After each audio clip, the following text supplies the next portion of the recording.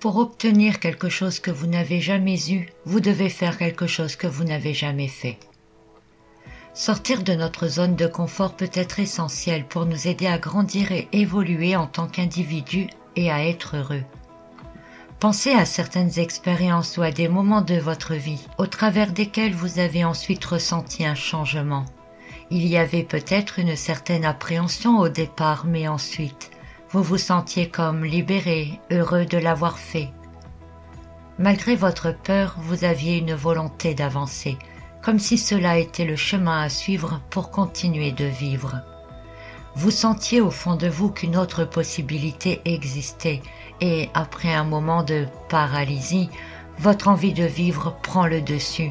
La foi vous accompagne et vous dépassez alors vos doutes et vos peurs, même sans savoir vraiment où vous allez.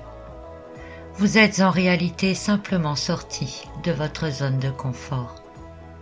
Une fois l'étape ou l'épreuve passée, vous sentiez que vous entriez dans une nouvelle vie, une phase de vie. Plus vivant, plus léger, simplement parce que de nouvelles ouvertures et possibilités s'ouvraient devant vous. C'est un moment dans lequel on se sent plein de vie. La vie commence à la fin de votre zone de confort. Pour comprendre votre zone de confort, il faut en examiner plusieurs points. Je vous invite à réfléchir à chacun des points énumérés ci-après par rapport à votre propre situation actuelle. Vous saurez alors à quel endroit de votre zone de confort vous vous trouvez actuellement. Point numéro 1. Qu'en est l'envie de dépasser votre zone de confort? Dépasser sa zone de confort, cela signifie sortir d'un endroit relaxant et sûr pour aller vers l'inconnu. Tenter d'autres expériences qui vous feront grandir. Dans une zone de confort, on se sent bien pendant un moment, comme si on s'y reposait finalement. Mais arrive toujours un temps où nous semblons nous agiter. Certaines choses ne nous conviennent plus, d'autres choses nous agacent. La sensation claire que l'on n'évolue plus ou pas dans le bon sens nous rend pressant l'envie de faire de nouvelles choses.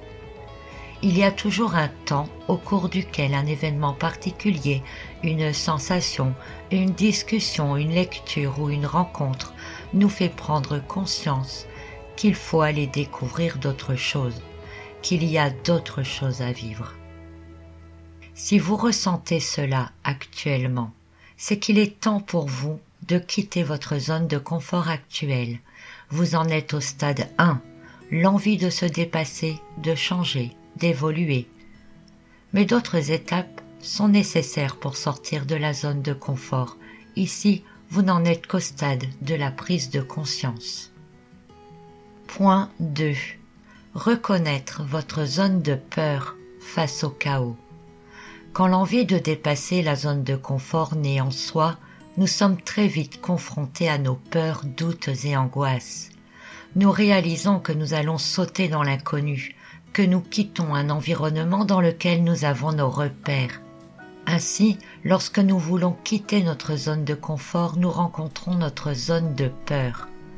La zone de peur est comme un mécanisme de défense. C'est le moment où l'on se dit « Mais pourquoi je prendrais le risque d'aller vers plus de négatif puisque je ne sais pas si là où je vais ce sera bien ?» Ou encore « Je ne suis pas sûr d'avoir les capacités pour le travail que l'on va exiger de moi, alors que là où je suis, je sais ce que je fais et je sais ce que j'ai à faire. » S'il vous semble vous poser ce genre de questions actuellement, c'est que vous êtes au stade 2 de la sortie de la zone de confort. Les peurs et les doutes tentent de vous ramener en arrière dans votre zone de confort actuelle.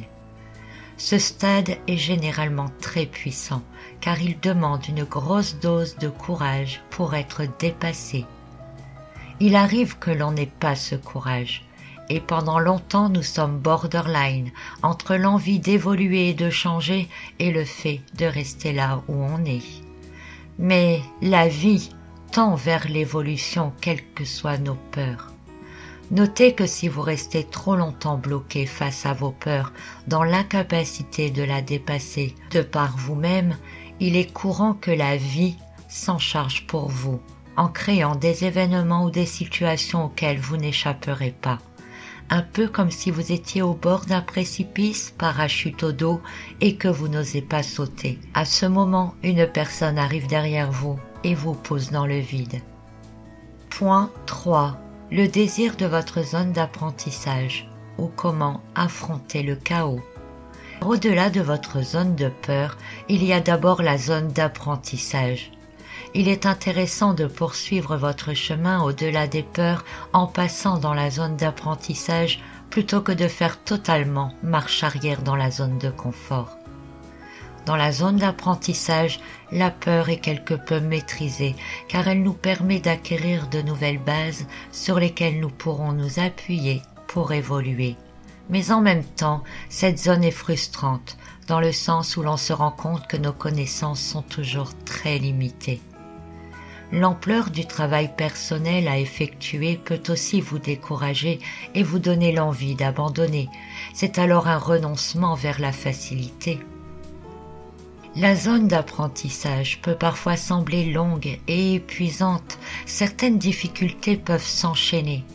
Mais si vous n'abandonnez pas, vous vous rendrez rapidement compte que chacune des épreuves traversées, chacune des connaissances acquises vous ouvre d'autres portes, vous emmène plus loin, vous ouvre davantage l'esprit et aiguise votre envie de découverte ou de faire d'autres choses.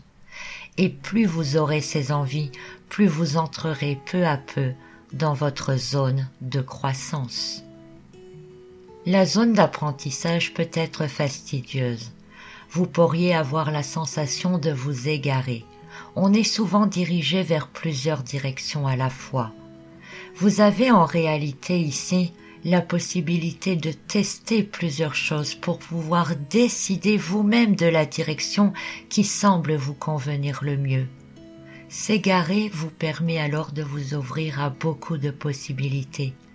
Il faudra ensuite vous recentrer pour pouvoir entrer dans la zone de croissance. Dans la zone d'apprentissage, vous en êtes à l'étape 3. C'est le moment où vous découvrez et apprenez de nouvelles choses qui vous ouvrent les yeux et la conscience.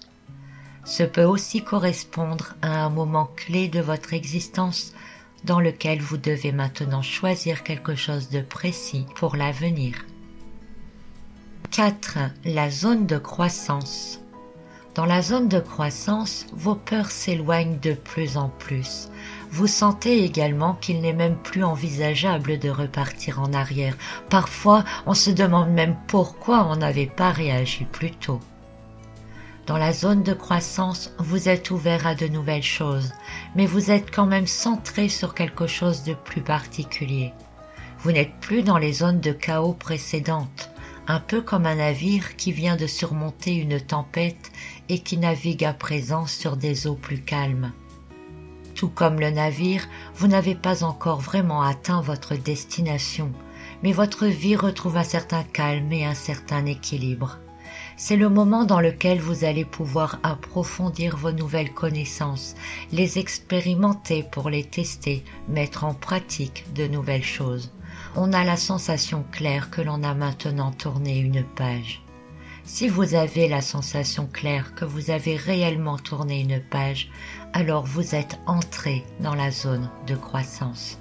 Vous vous sentez beaucoup mieux dans votre peau, vous pouvez même ressentir que le monde vous appartient.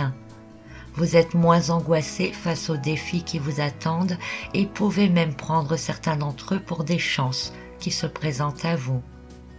Vous êtes en train d'écrire une nouvelle page de votre vie.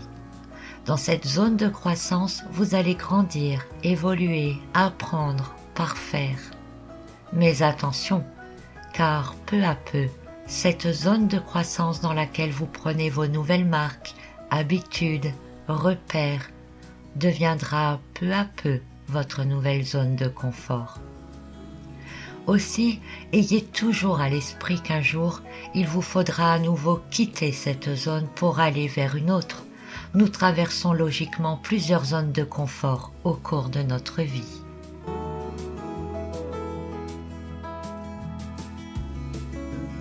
Le manque de foi et de confiance est l'un des plus gros obstacles pour sortir de la zone de confort.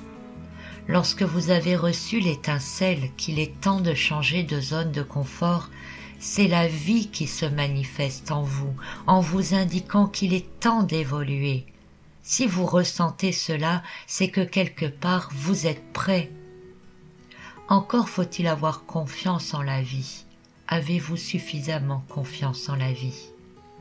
La confiance en la vie s'appelle aussi la foi, et notre foi est bien souvent bridée par l'éducation que nous avons reçue, les contraintes économiques et sociales que nous avons chaque jour.